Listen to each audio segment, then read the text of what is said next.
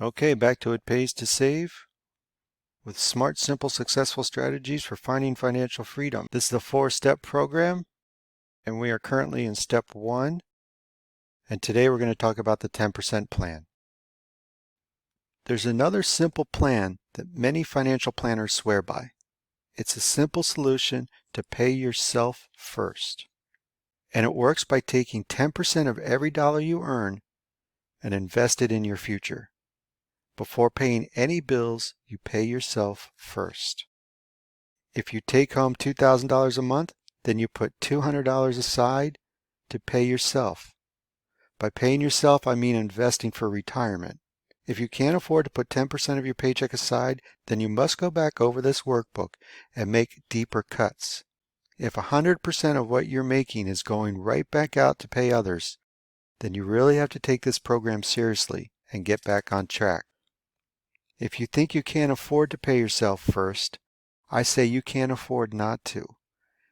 Is paying the cable company more important than paying yourself? Is the future of your cable company more important than your future? If you can't pay yourself at least 10% of what you're making, then you will soon find out that you have nothing to show for all of your hard work. You have to have something to show for a life of hard work. You can't just be the middleman with your money and have it pass through your hands every week from your employer to your collectors. The 10% plan is a must, but it's only a start and should be used in combination with all the other ways of saving and spending that we've discussed. If you're in debt, then the 10% should be used to pay down your debt, as long as you've stopped incurring debt. Then the 10% would be used to invest in your future. Remember, not every plan is right for everybody. Personal finance is just that, personal. No two families' finances are the same. You have to do what works for you. And a personal finance plan only works if you work at it. I recommend following the first 5 chapters step by step, and then try at least one of the remaining chapters to see which one works for you. Try making lists. Try keeping receipts. Try profiting from your hobby. Try saving 10%. Do whatever it takes to reach your goals.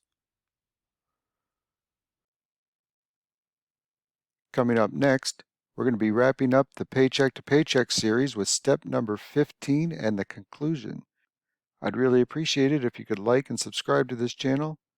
And don't forget to visit ittpaystosave.com, where you can get the workbooks and ebooks that go along with the program, the customizable spreadsheets that we've been building, the newly released and updated content, exclusive content, some limited time offers, and some freebies.